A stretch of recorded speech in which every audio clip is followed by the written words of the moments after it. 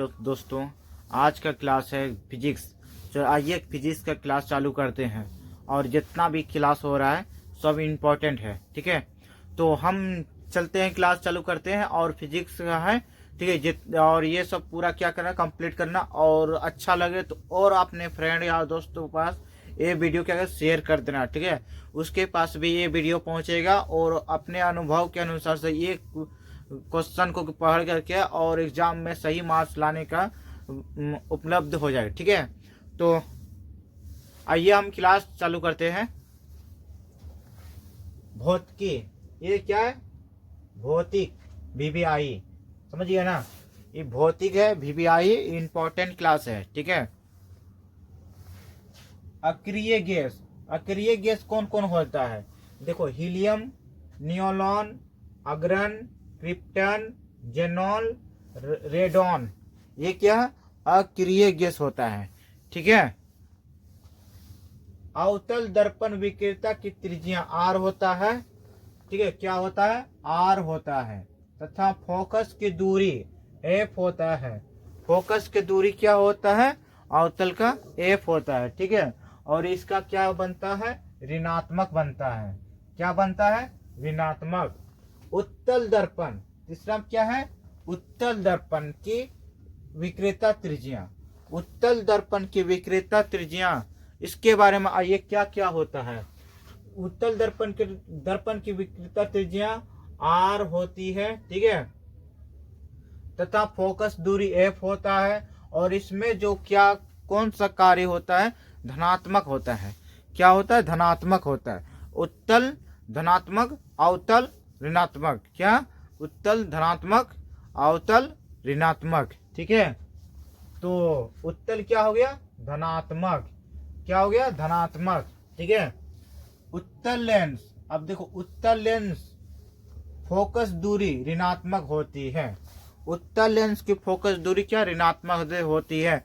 क्योंकि वो कम दूरी निकट करता है। उसका जो फोकस होता है ना, वो कम दूरी पर प्रयुक्त होता है, इसलिए वो ऋणात्मक होता है। वो माइनस में रहता है और प्लस में कौन रहता है? धनात्मक होता है। वो उत्तल लेंस का प्रयोग किया जाता है, ठीक है। जो छोटे छोटे अक्षरों को देखने में या दूर दृष्टि को फोकस करने में किसका लेंस का प्रयोग किया जाता है? उत्तल लेंस का, ठीक है, या उत्तल दर्पण का। चलो, ठीक है। उत्तल लेंस की फोकस दूरी धनात्मक होती है। वो दूर दृष्टि को देखने में सक्षम रहता है, इसलिए उत्तल लेंस का शीशा या मिरर या बल्ब या बहुत सारा ऐसा जगह होता है, तो उत्तल लेंस का प्रयोग किया जाता है, ठीक है, कि दूर दृष्टि को देखने में।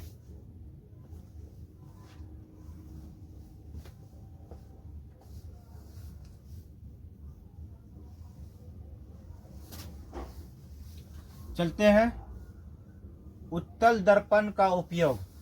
उत्तल दर्पण का उपयोग, हम उत्तल दर्पण का किस किस चीजों में हम उपयोग कर सकते हैं?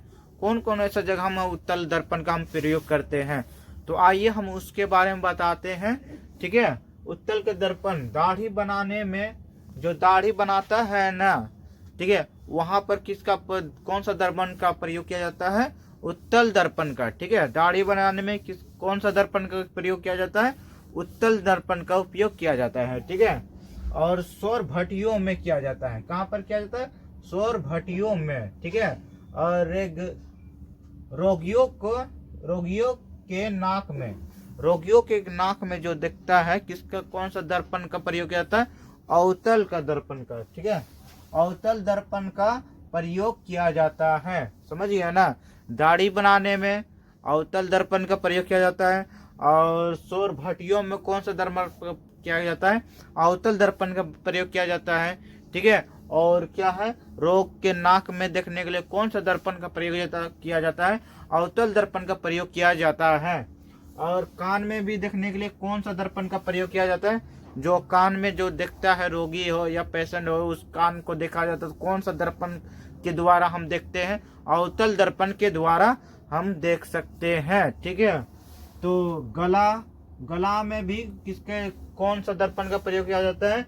अवतल दर्पण का प्रयोग है। और दांत को देखने के लिए कौन सा दर्पण का प्रयोग किया जाता है? अवतल दर्पण का प्रयोग किया जाता है, ठीक है। जो टॉर्च भी होता है उसमें भी अवतल दर्पण का प्रयोग रहता है। ठीक है, वाहनों के हेडलाइट तथा सर्च लाइटों में भी अवतल दर्पण का प्रयोग किया जाता है। समझ गया ना। उत्तल दर्पण का उपयोग, उत्तल दर्पण का उपयोग के कहाँ कहाँ पर हम कर सकते हैं, तो हम उसके बारे में समझाते हैं। ठीक है, देखो अवतल दर्पण के बारे में हम बता दिए, अब उत्तल दर्पण के बारे में हम बताएंगे कि उत्तल दर्पण का जो मिरर होता है, जो रहता है, तो उसको हम कहाँ कहाँ हम प्रयोग कर सकते हैं, कहाँ कहाँ हम इसका उपयोग सही ढंग से करते हैं। ठीक है, तो उत्तल दर्पण का क्या, उत्तल दर्पण का उपयोग गाड़ी के साइड मिरर में, गाड़ी के साइड मिरर में शीशा में उत्तल दर्पण का प्रयोग करते हैं। ठीक है, और स्ट्रोट लाइट मतलब खंबे पर लगी लाइट, समझिए ना। स्ट्रोट लाइट मतलब होता है कि जो खंबा में लगाया जाता है लाइट, ठीक है, उसको कहते हैं स्ट्रोट लाइट। उसमें कौन सा दर्पण का प्रयोग किया जाता है, उत्तल दर्पण का प्रयोग किया जाता है। ठीक है, उसके बाद सूक्ष्मदर्शी, सूक्ष्म हो गया ना। अब चलते हैं अगला, उत्तल लेंस का उपयोग। अब देखो उत्तल लेंस का उपयोग कहाँ कहाँ हम करते हैं, समझिए ना। जैसे हम किसी चीज को हम दूर को देखना चाहते हैं, जैसे कैमरा को क्या करते हैं, उत्तल लेंस का हम लोग उपयोग करते हैं। ठीक है, तो छोटे छोटे अक्षर हो या दूर दृष्टि को निकट दृष्टि से देखने के लिए हम किस लेंस का प्रयोग करेंगे, उत्तल लेंस का हम लोग प्रयोग करेंगे। ठीक है, जैसे कि यहाँ पर देखो उत्तल लेंस का उपयोग सूक्ष्मदर्शी का माइक्रोस्कोप कहते हैं। सूक्ष्मदर्शी को दर्शी जो होता है ना, उसमें उत्तल लेंस लगा हुआ रहता है। ठीक है, तो उसके माध्यम से हम पहचान सकते हैं कि इस पर क्या है। ठीक है, ब्लड जांच, खून जांच जो होता है वहाँ किस लेंस के द्वारा किया जाता है, उत्तल लेंस के द्वारा। समझ गया ना। सूक्ष्मदर्शी जो होता है माइक्रोसॉफ्ट, उसमें माइक्रोसॉफ्ट है, उसमें किस चीज का प्रयोग किया जाता है, उत्तल लेंस का प्रयोग किया जाता है। ठीक है,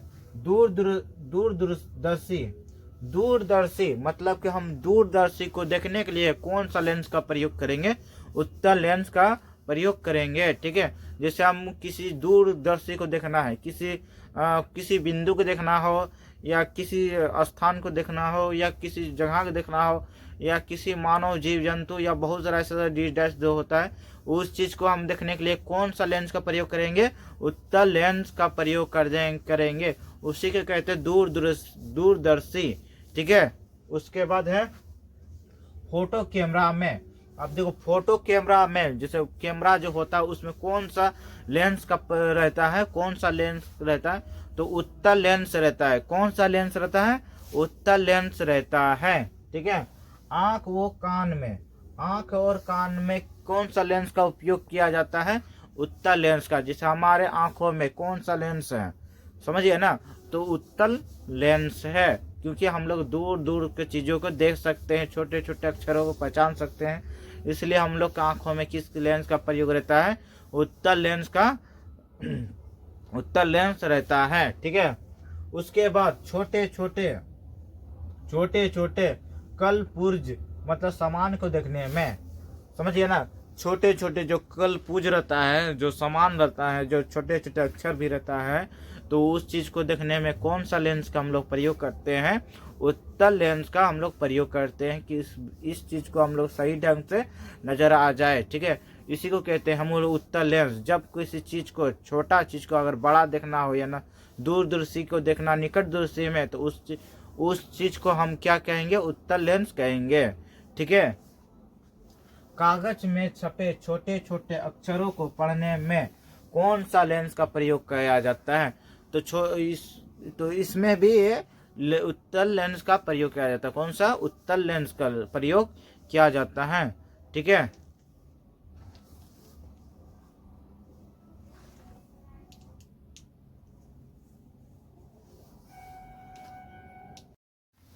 चलते हैं हम नौका। सूर्य का तारा जुगनू में खुद स्वयं का प्रकाश होता है।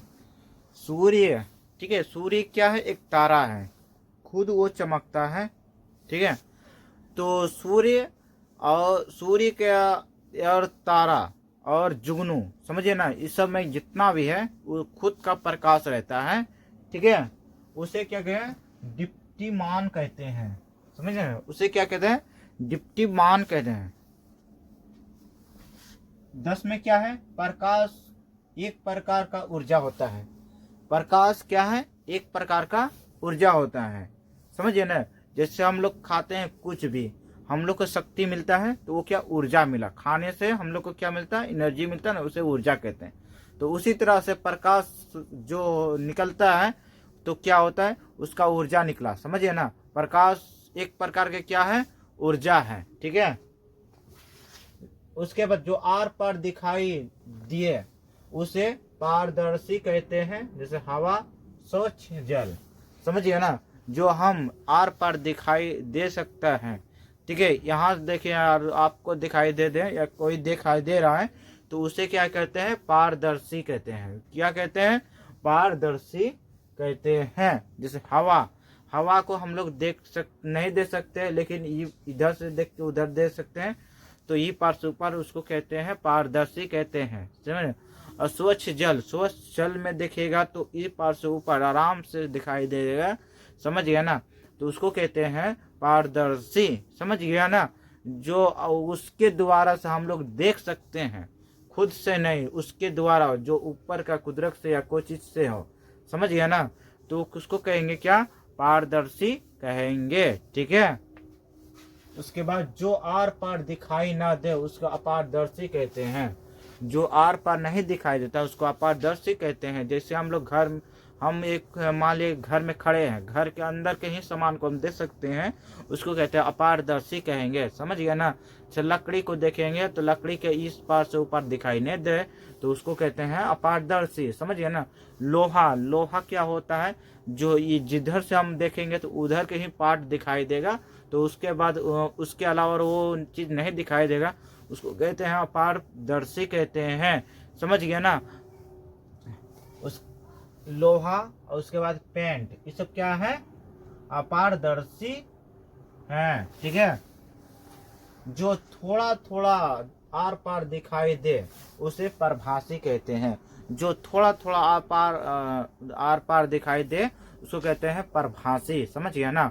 परभासी किसे कहते हैं, जब हम किसी वस्तु को या किसी सामान को, किसी पदार्थ को अगर दिखाई थोड़ा थोड़ा दे तो उसे क्या कहते हैं, आप ये परभासी कहते हैं। क्या कहते हैं, परभासी कहते हैं। जैसे हम लोग खून से अगर किसी वस्तु को देखेंगे तो क्या थोड़ा थोड़ा दिखाई देगा, ठीक है, उसको कहते हैं परभासी।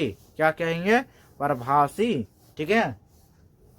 जैसे चमड़ा, चमड़ा से क्या, चमड़ा से अगर हम लोग देखेंगे किसी वस्तु को, वो थोड़ा थोड़ा झिंझरी झिंझरी टाइप के दिखेगा, समझिएगा ना, तो वो क्या होगा, परभासी कहलाएगा या परभासी कहते हैं, ठीक है। रक्त मतलब खून, खून से अगर हम किसी वस्तु को देखेंगे, अगर खून से हम किसी वस्तु को अगर देखेंगे तो वो क्या कहलाएगा, परभासी। क्या कहेगा, परभासी।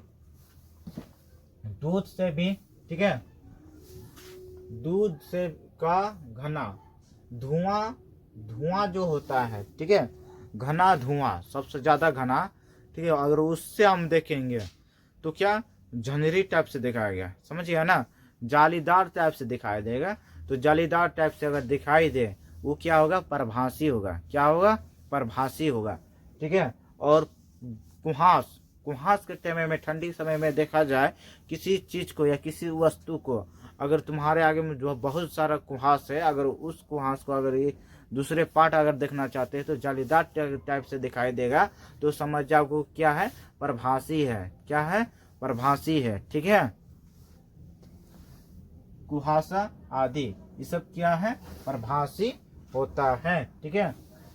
गोलीय दर्पण की फोकस दूरी, समझिए ना, गोलीय दर्पण की फोकस दूरी उसकी विक्रेता त्रिज्या की आधी होती है, समझे। गोलीय दर्पण की फोकस दूरी उसकी विक्रेता त्रिज्या के क्या होते हैं, आधी होती है।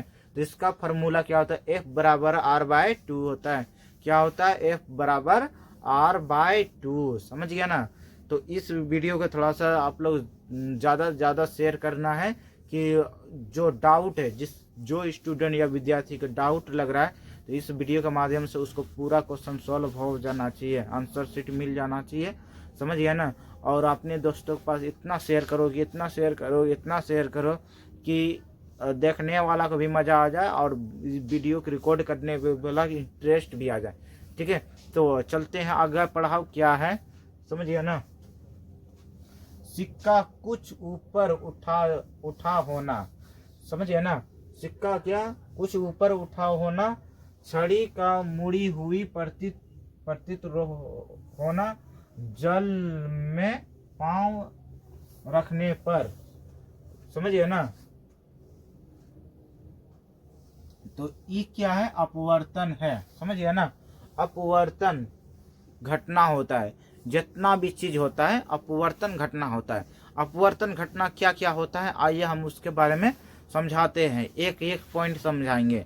समझ गया ना। तो हम थोड़ा सा यही बोलते हैं कि इस वीडियो को ज़्यादा से ज़्यादा लोगों के पास शेयर करना, कि उसको कुछ समझ में आए, और ज़्यादा से ज़्यादा अपना जो समझ में नहीं आए तो कमेंट करें, ठीक है। और हम उसका सॉल्यूशन करके कि आपके पास भेज देंगे। समझिए ना।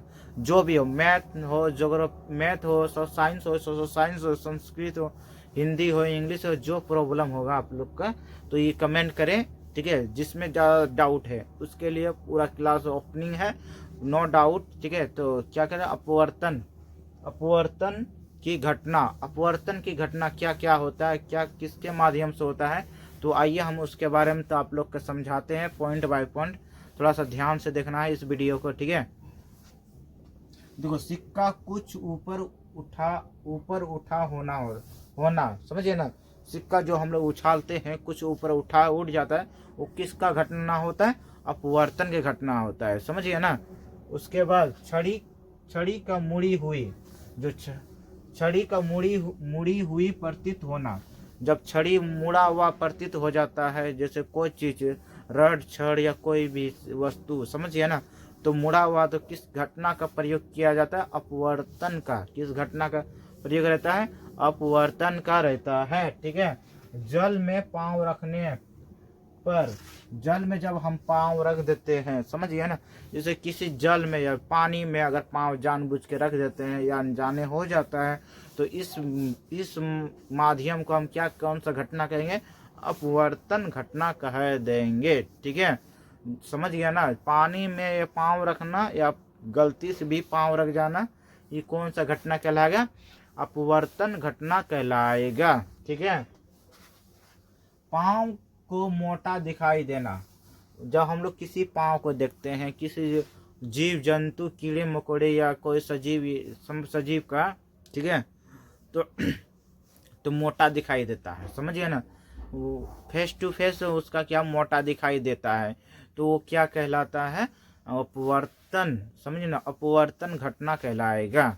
समझ गया ना। जैसे मेरा पैर मोटा हो गया, तो उस चीज को देखने पर हमको मोटा महसूस होता है, तो उस चीज को हम क्या कहेंगे, अपवर्तन घटना कहेंगे। कौन सा घटना कहेंगे, अपवर्तन घटना कहेंगे, ठीक है। ये सभी प्रकाश की अपवर्तन की घटना होती है, समझ गया। अवतल दर्पण की बाहरी भाग पॉलिश किया जाता है, समझिए ना। अवतल दर्पण के जो बाहरी भाग होता है वो पॉलिश किया जाता है, समझिए ना। जैसे यहाँ पर दिखाई, जो ये बाहरी भाग इस तरह रहता है, ये बाहरी भाग रहता है, ये क्या है, अवतल दर्पण, ठीक है। उत्तल दर्पण क्या है, उत्तल दर्पण की भीतरी भाग पॉलिश किया जाता है, समझिए ना। जो उत्तल दर्पण जो भीतर का भाग रहता है, कोई मिमर या कोई वस्तु, समझिए ना, उसको कहते हैं उत्तल दर्पण, समझिए ना। अवतल दर्पण वो के भीतर नहीं पॉलिश किया जाता है, ठीक है। अवतल दर्पण में हमेशा बाहरी भाग में होता है, और उत्तल दर्पण में हमेशा भीतरी भाग में रहता है, ठीक है। क्या कहना है, उत्तल दर्पण में भीतर भाग और अवतल दर्पण में बाहरी भाग, उत्तल दर्पण में भीतर भाग और अवतल दर्पण में बाहरी भाग। तो इस चीज़ को थोड़ा सा ध्यान से रखना है, ठीक है। तो आप लोग का प्रॉब्लम ना हो, समझ ना, आंसर शीट को थोड़ा सा ज़्यादा से ज़्यादा मतलब ध्यान से देखिए और समझे, ठीक है।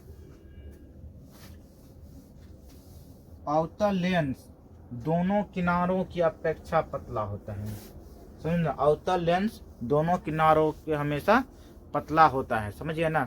जैसे कोई चीज़ हम बनाते हैं, समझिए ना, बीच में हम पतला कर देते हैं, समझ गया ना, तो वो किस दर्पण का प्रयोग में आता है? अवतल दर्पण का, समझ गया ना। जैसे कोई लकड़ी हो, क्या कोई रड हो, कोई लोहा हो, या कोई भी चीज़ हो, ऐसा वस्तु हो, समझिए, ऐसा दर्पण भी हो, ऐसा सामान हो जो गाड़ी मिवर ये डिश डैश होता है, समझिए ना, बीच में पतला हो जाता है, तो कौन सा दर्पण में कहलाता है? अवतल दर्पण में, समझिए ना। कौन सा दर्पण में कहलाता है? अवतल दर्पण में। उत्तल दर्पण में क्या होता है? देखो,